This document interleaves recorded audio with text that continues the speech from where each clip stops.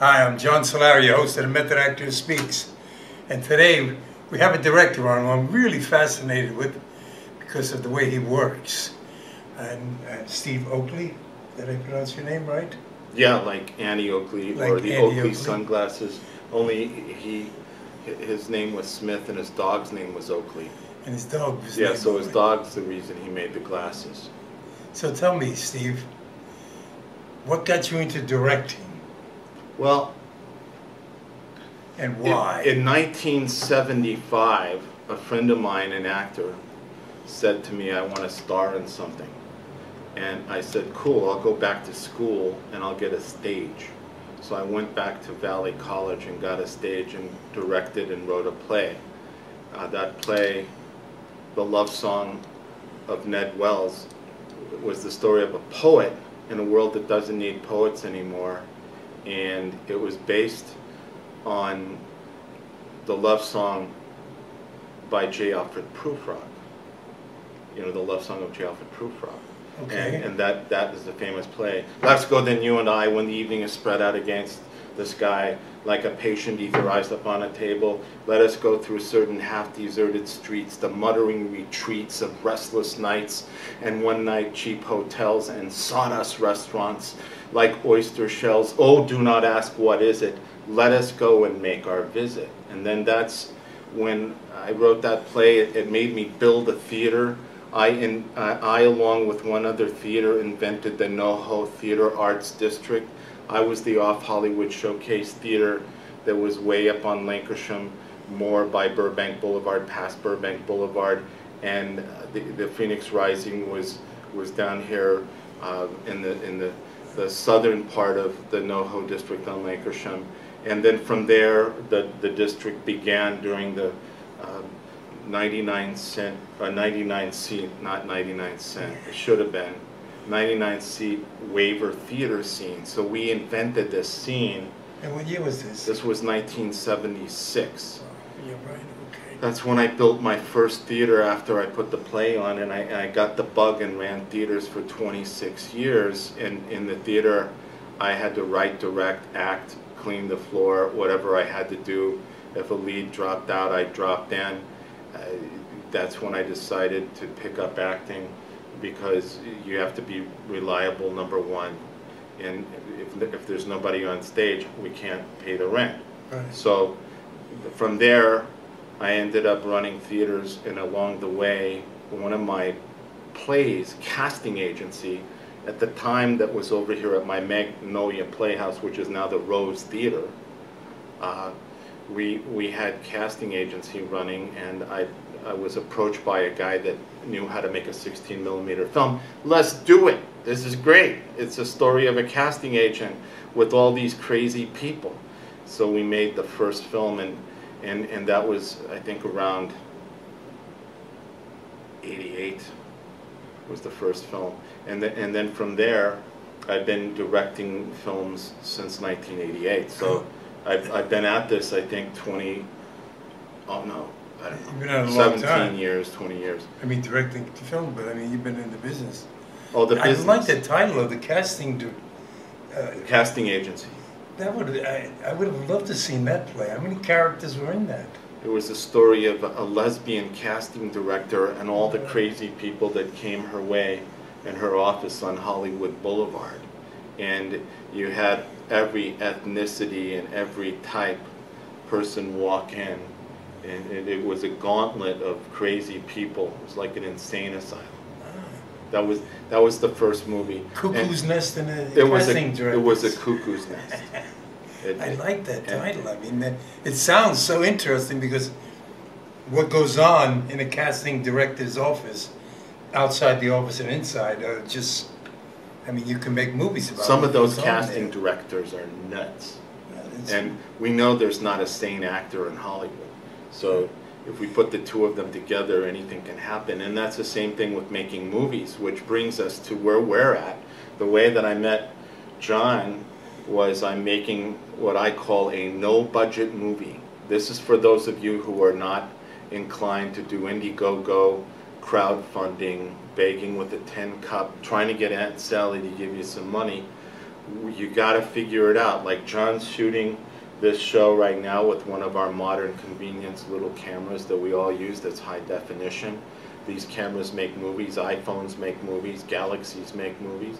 So what I'm doing now is making the no budget movie, which is based on a loose idea I have about film distributors. They're all a bunch of crooks. They never pay you. Like a guy I know who said, "Oh, Steve, I don't know what we're going to do. These people are not giving us money anymore. How can we make movies if we don't get the minimum guarantees?" And of course that guy was Italian. And I said, and he, you know, I explained to him, we have to make movies without money. But how can we do that? How can we live? Well, it's not about living. Art is about suffering, and therefore, if you have to make your art no matter what. Why do you say that? That's an interesting. I mean, I'm almost like Van Gogh. I'm listening to here in the sense of movies. I mean, you're ready to cut your ear off to make a movie. Well, if I don't succeed, eventually my wife Melanie will cut something else off. But the bottom line is, but no, I make movies to dedication. make movies, and it's art for art's sake. A painter paints the paint, and there's where we're losing track of what it is. Because we even have friends, we both do, that are famous people that also do Indiegogo campaigns. And the bottom line is, how about, who do you know that's got cameras? Who do you know that's got a boom mic? Who do you know that's got some lights? Who has a location? Who wants to act? Then we can play, you know, Punch and Judy and make a movie. And instead of waiting for this grand money bowl where you just reach in and you have money for everything, why not just make art? So that's where I come in with my movie, Natural Born Filmmakers. The story of a guy and a girl, the Bonnie and Clyde of filmmaking. And here's the funny thing about this movie. Donna Lee Heising, who's our publicist, great friend, and producer, actress, she's starring in the movie. She encouraged me to make this movie. Really? When I didn't want to. I felt like Lee Marvin on the horse and Cat Ballou worn out against the wall. Both he and the horse were drunk and worn out. Yeah. That's where I was when she came along. And now I'm invigorated. And the deal is, we shot the first third of the film once we decided where we can shoot. Great friends of hers. Joyce Lynn, yeah. Out in Orange County, her best friend had a house we could use to start with, and Joyce Lynn here in town had a house we could use. And first Diane had a house we could use. Wherever we find a location, that's what I start with. Then, who's available to be in it? Then I write the script. Instead of writing the script about a fictitious place we can't get and people we can't find, I reversed it from doing that for so many years and being disappointed or dialing for dollars or waiting for funding, etc. Now the approach is, what do you have to work with? Is it the park? The park has a problem, the noise. But if you figure out a way to get the cameras close enough, even if you're not rich, you can do a lavalier mic, you know, those cheap little plug-in mics, and there's ways of even putting that in another camera or something to get your audio to edit so it's not all windy, and you can pull off anything. So what do you have, a park? You have a park bench, you have a bus bench. How about a restaurant? Guess what, everybody has iPhones. All you got to do is you have a party of 5, 2 people that are acting and 3 people that have iPhones that are the crew. Now they're shooting the whole damn thing. As far as the restaurant knows, everybody's eating a hamburger, and as far as you know, you've just shot a film scene with the best location on earth, and keep it so that nobody really knows where it is or what it is. It's just generic. And now you've just shot a scene with production value for nothing. I guess with today's equipment, you can get away with that. Yeah, the iPhone. Yeah, because it just looks like you're looking, hey, I'm looking at your movie here. Right. No, it's reverse. I'm making a movie. I'm making a movie. Yeah, they think you're looking at a YouTube video. Right. Yeah, and you're making a movie. It is amazing that it's guerrilla movies. I mean, it's... That's it. Make the movie and talk about it later. Run. Get it. Find people that want to be in it. What can you do with these movies? Well, it's tough to make money out of them, but you have film festivals. So we're fortunate enough to have been in the Action on Film Festival in Monrovia at Del Weston's Film Festival for 4 consecutive years now. Where is this place? I mean, a friend of mine, Calista. It's on Myrtle, right off of the 210 East. And it's in the city of Monrovia, which is like the coolest city. How far is that from here? Like from here, it's 25 miles or 22 miles. I was going to say, a friend of mine, David Carradine's daughter. Calista, we both know Calista. Dear friend of mine, you mentioned me. I know her. She's done about 3 or 4 months. I think she's fantastic. She's a real, yes, good singer, and she just produced a movie that she wanted me to come up to that, and be with them, but I just couldn't do it then. I couldn't make it that night either. I saw her that day, but I couldn't make it that night. She'll work with you. We're discussing projects. Good for you. But the moral is back to this film. Well, before we get back to I got so I don't forget. I was so fascinated when you on set there that you had about 7, 8 cameras rolling at once. I'm saying, how did someone do this? I have never seen that This before. is my homage to the woman that we all owe so much to, Lucille Ball. She invented the 3-camera technique on I Love Lucy. And she perfected it. If she didn't invent it, she sure as hell perfected it. And her and Desi, the smartest couple in the history of entertainment, literally invented that technique. Well, what that gives you is a multiple angle at once. So if you get any one take that has anything going, this guy wants to be a star. This fly is actually a spy. It's one of those. It's a government fly, and it's in here to spy. But these guys these days with 3 cameras. You had about 6 or 7. 4. Yeah, I like to have multiple cameras. One guy we saw that won a bunch of awards this year. Most terrific actor, also Italian, Frank D'Angela, with the best film I've seen in a decade, an independent film, The Big Fat Stone. He wrote it, directed it, starred in it, produced it, catered it, and did the music. This guy is just a phenomenon, but the key is, he said, I shot it in 10 days with 7 cameras.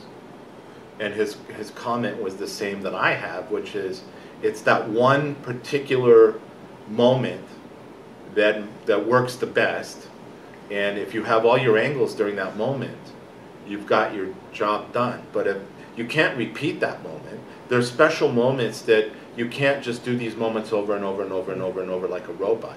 So it's that one moment that counts, and that's why we all work multiple cameras.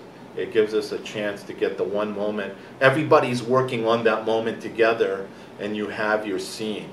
That way you're set. And that's the one you use, and that's the way I work. So you don't edit all the cameras together? You stack all your cameras, and you just choose your shots like you're switching for a live TV show. Well, you really have to know your editing then. Well, that's another issue. I have spent decades editing. What did I have to learn how to do? First of all, I was a screenplay writer. Then I had to write plays, and then direct plays, then act in the plays, because people sometimes flaked out. I hate to use that word, flakes, Hollywood flakes. And then, then you're going to make movies. Well, back to screenplays, back to directing. Camera, very important. We used to use cameramen. And cameramen are great. There's one guy I work with, Rick Stevens. I love him. He's like my alter ego. The two of us are beautiful. He's going to be in the end of this flick because that's the only time I could get him in it. And what happens is, with a good cameraman, you got everything you need. Well, I became a cameraman because I work multiple cameras, and I'm not a director of photography, but I'm a cameraman. So I can get the shots that I need for editing, because editing, you mentioned editing. The key to filmmaking, everything else is out the door. An editor not only tells the story and he's allegedly magic or not magic, he also is the guy that picks through all of the puzzle and throws out the broken pieces, because a lot of filmmaking is broken pieces. Sometimes all you have is the pieces you have, and you've got to work with your best broken pieces. And that's, if you have great pieces, you're the greatest editor on earth. If you have broken pieces, you're just trying to glue together broken glass. But which brings me back to natural born filmmakers. This is like method directing, method filmmaking, what I do for method acting. You know, I was an actor, so I do know method, and I know we could, you know, I could go on for days about what acting is or isn't. But the key to this is you learn. So when we shot this one sequence, it was in Action on Film. We put the first third of the movie on as a short. It aired the night, or it played the night after Callista's Jade was on, and when on the big screen you get everything. So what did we learn? These cameras are cool, but the problem is every camera is like a golf club, and when you're dealing with lower light, you need to realize what it is you're getting away with, and the lower the light, the harder it is to get a good image, and it could cause problems in focus and other things. So on the big screen, we saw that the wide angles with a camera like this weren't working on this one scene where the backlight was brighter than the front light, because there was an open sliding window to the yard, and behind the couch, and the bottom line is in front of the couch was darker because the brightness was behind them. It blew our focus on a scene. So what did you learn from that? What did we all learn? I got to go back through that and cut in only close-ups, because the close-ups and that lighting were holding together. They were richer, and they were in focus, and they weren't what I wanted from editing, because on the wide shot the guy held the gun. Always hold the gun for the close-up actors. Make sure that the close-up gets the gun, because if it's only in the wide shot and they can't use the wide shot, it blows the gun. So ask somebody, where's the gun at in the tighter shot? It'll be in the wider shots too. So I needed the gun in this shot. I used the wider shots, but in the re-edit, what we're going to do is put in only the close-ups. And here's the kicker. Because I'm making a movie only out of locations, scenes, and actors that want to work, you don't know what your next scene is. So the end of the movie is going to end up taking place in a swingers club in downtown LA on a Halloween, when Donna inherits this swingers club as a debt to her now deceased Italian ex-husband, Giovanni. Suddenly she's in the middle of a Halloween horror, which is what I'm going to call the ending of the movie, where it's Halloween night. This club has real vampires. One guy goes off and starts killing people like Friday the 13th.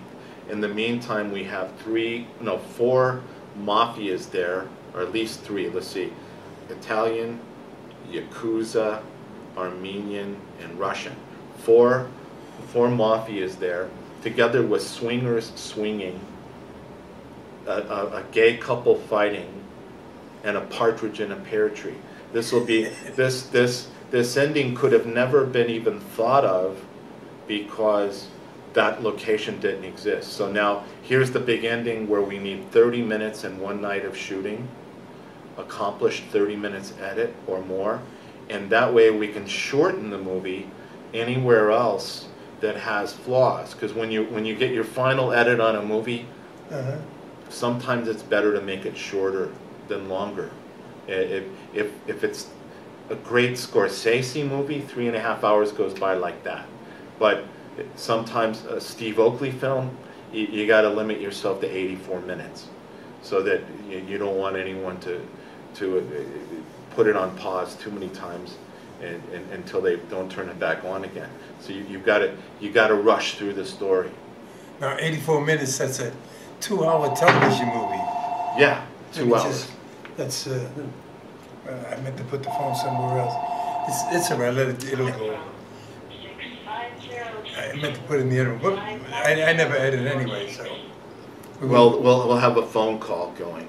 No, you won't hear it. Once it goes, it'll go in the other. So, but the thing about the movie making, acting, and art, it all fits together because every human being, some of the greatest actors I ever met when my mother had an antique store here in North Hollywood, and they all came in there, movie stars, celebrities, etc. They were just people. They collected antiques. They were people. They have real problems. And so no matter how big we are in this business, we're all just people. And if you feel like making a movie, just make the movie. You don't need to worry about anything else. That camera right there will make a movie. Just that camera. Right. If that's all there is, there's a technique where you can say that line again while things are going, and get all your angles while you're going in a circle, and like you have 5 cameras. Now you like to do that. Say your line again. Say your line again. I noticed that when we were shooting over there at Joyceland's. You haven't seen that before anywhere? Well, not as quick as that. Is that because it's digital? Well, what? Yeah, I'm just saying that's one of my techniques, my directing techniques. Quick. I have a directing technique. There's 3 things happening now in movie making. In the old days, there were more sticklers. On television, they're sticklers. If you really don't know your lines and you show up unprepared, you can expect to lose your agent and never work again in television. But in filmmaking, which is like the crazy side of the business, anything goes. Whether it's Marlon Brando reading cue cards, or Marilyn Monroe having lines written on a door before she enters a room, or in other words, a lot of these film actors are crazy. So all you have to do is feed them lines, and they're able to act with the lines, and that makes filmmaking the weirdest of all arts, because it's just people saying things or doing things.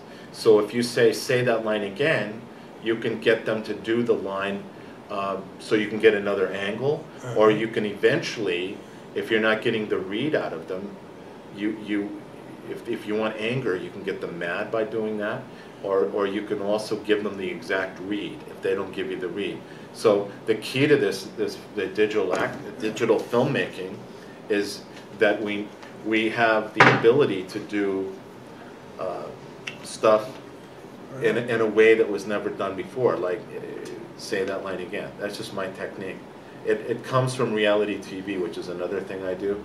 And in reality TV, if you need to move something or keep going, and you have to adjust something, it's all ad lib anyway. So you tell them, say that line again. They get back on their track of thought, and they keep going. The same thing with filmmaking now. It's almost like reality TV, because you can feed them the lines.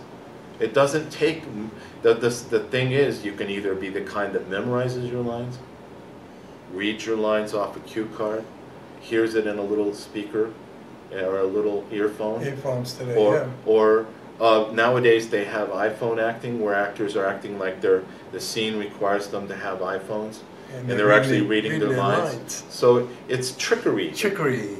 I know, well, I'm a method actor, I think. And I know my lines a lot of times, but a lot of times when you say them the first time, if I'm, I'm so real in what I want to do, that since they're not my lines, they don't come out the way I want them to, and that's why it's an actor. Say that line again. Yeah, that, or rehearse it before. I did a David Lynch film, A Lost Highway, and to this day I'll never forget. We got Pete Date's prints all over the place. I was playing detective, and that line just wouldn't come out. Every time I went to say it, I would blank. It just was blank, and I couldn't understand what was going on. It's because, after the 3rd take, I can tell you what was going on. What was it? I would like to, maybe you could help me there. Okay, we get this in theater, and Stanislavski wrote it, and an actor prepares, but one of the theories of acting is the more you do it, the more familiar you are with doing it. You have an action to connect your acting to. So sometimes if you're not just on the lines mechanically, which is a hard place to stay, because you want to go to the next level of acting, which is connecting to an action. That's why rehearsal is so great, because you're connecting what you say to what someone else says, which is a reaction, or to what you're doing. And if you get this all working correctly, mechanically, like Stanislavski inferred in An Actor Prepares, then it's the most out-of-body experience other than sex that there is. Yeah, I believe it. And if you're not rehearsing it, it just goes blank. Because there's nothing to connect it to. Nothing connect. You're 100% right. That's, as an actor, that was the key to how I acted. Even if I didn't have time to connect stuff to, I tried to connect something to it in my brain, what I'm doing. It's a very good tip. Yeah, for acting, you really need that connection between your action. Uta Hagen is like that too. Yeah, and this is something that I learned.